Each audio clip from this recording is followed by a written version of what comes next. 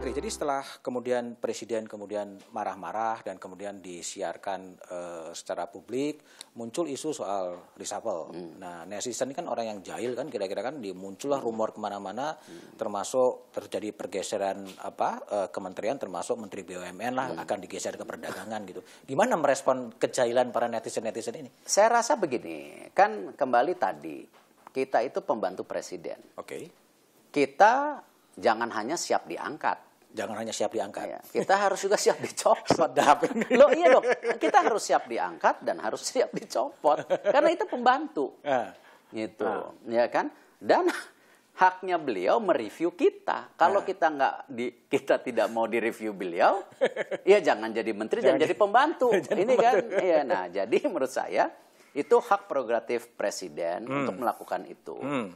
Dan saya rasa juga ketika ada tadi netizen-netizen yang misalnya seperti itu, ya ini bagian demokrasi. Ya, kita harus nikmati itu. Harus nikmati ya. Ya.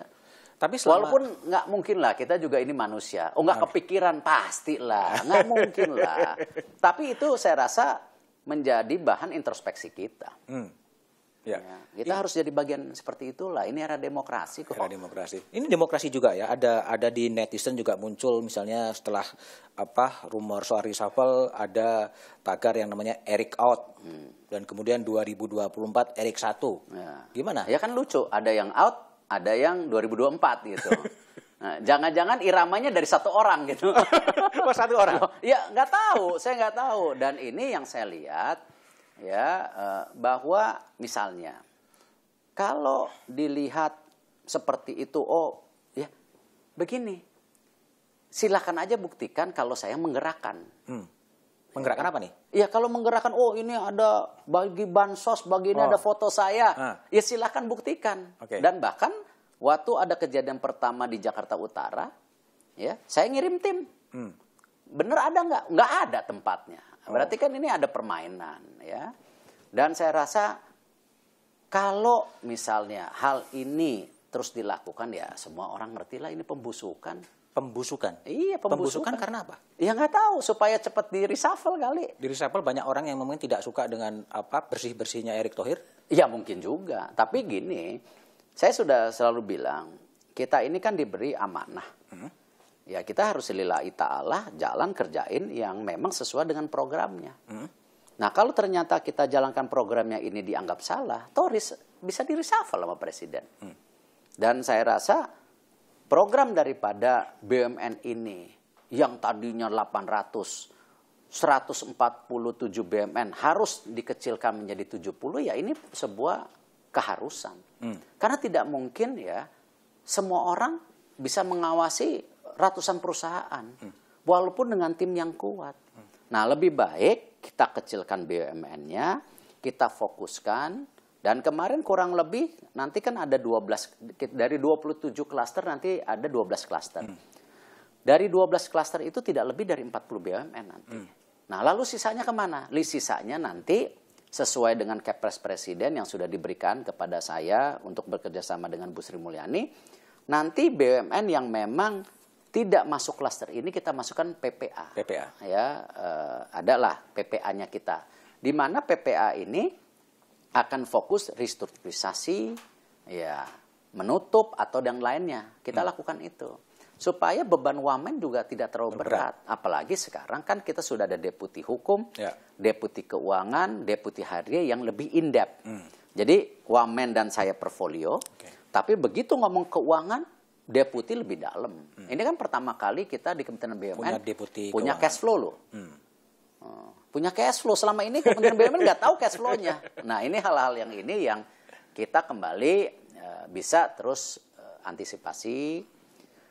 Bahkan juga kita komitmen dengan Menteri Keuangan supaya data hutang, piutang satu data. Antara kita dan Kementerian Keuangan. Supaya jangan dispute lagi. Beda-beda lagi? Beda-beda, bingung. Nanti saya ikut bingung, datanya yang mana? Contoh, misalnya data hutang Himbara. Itu kan nggak bisa dimasukin hutang. Itu memang ya namanya bank itu memang... Dana pihak ketiga. Iya, seperti itu. Kalau itu digabungin, ya ada 4 bank ya bisa berapa ribu triliun dari banknya saja gitu. Pak Menteri, jadi kalau lihat saya juga baca pernyataan dari Pak Menteri Erick Thohir soal ketika terjadi rotasi-rotasi direksi, direktur utama dan komisaris, kadang-kadang ada sesuatu yang ancaman-ancaman terjadi pada Menteri BUMN? Saya rasa begini, ketidaksukaan kan hal yang lumrah. Tapi yang penting kita jalan terus. Ya jalan aja terus. So what? Tapi ancaman terjadi? Ya, enggak. Ya, itu bagian dari ketidaksukaan. Ancaman itu kan macam-macam. Ada yang lewat sosmed, ada yang lewat ini, ada yang lewat itu. Ya kan ya hal yang lumrah lah. Gimana Mas Erick mengelola tekanan-tekanan yang datang dari netizen, tekanan dari luar? Satu, kepercayaan dari presiden ke saya itu yang saya jaga amanahnya. Oke. Ya kita jalan terus. Walaupun sebagai manusia ya pasti ada stresnya. Ya nggak bisa tidur. Ya, itu lumrah lah, biasa lah. Kita nggak mau munafik. Kita seakan-akan superhero,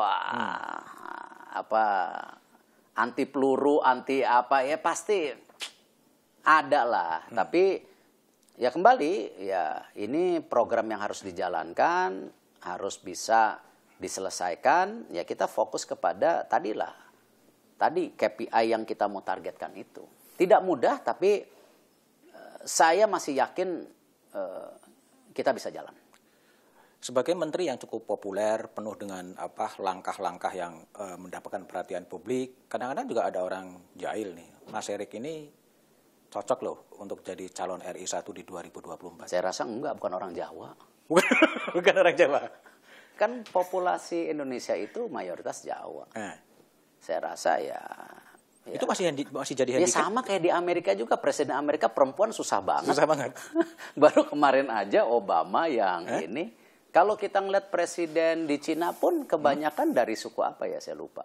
Adalah kan 80% di Cina itu dari suku apa saya lupa ada. Sejarahnya kan ada. Itu sih hal yang ya memang seperti itu. Jadi ngapain kecentilan? Tapi tuduhan-tuduhan kerjaan yang ini aja belum tentu tuntas, ya kan? Belum tentu selesai juga. Iya, belum tentu selesai. Ya kan contoh misalnya, kita punya program EV battery 8 tahun. Kebutuhan dananya 18 miliar dolar. Nah, itu kan nanti menteri berikut yang menjalankan. Nah, kan ini kan tapi apakah program EV battery ini harus stop? Jangan dong. Karena kenapa? Dengan program EV battery ini ada 3 hal yang sangat menguntungkan kita. Satu, sumber daya alam kita bisa dimanfaatkan untuk EV battery. Yang kedua, dengan ada EV battery ini kan menekan import minyak juga. Yang ketiga, market kita gede banget. Masa cuma jadi market terus, padahal sumber daya alamnya dari kita, gitu. Jadi nggak ada pemikiran dan nggak ada persiapan bahwa ada orang-orang jahil Erick for 2024 netizen itu? Silahkan cek. Kan sekarang eranya bisa ngecek siapa yang main. Dan itu bagian bahkan katanya ada yang boot, ada yang natural. Itu kan bisa dicek sekarang udah kelihatan kok. Gitu. Perbincangan antara jurnalis senior Harian Kompas Budiman Tanurejo dengan Menteri BUMN Erick Thohir tadi menutup jumpa kita di Sapa Indonesia Malam.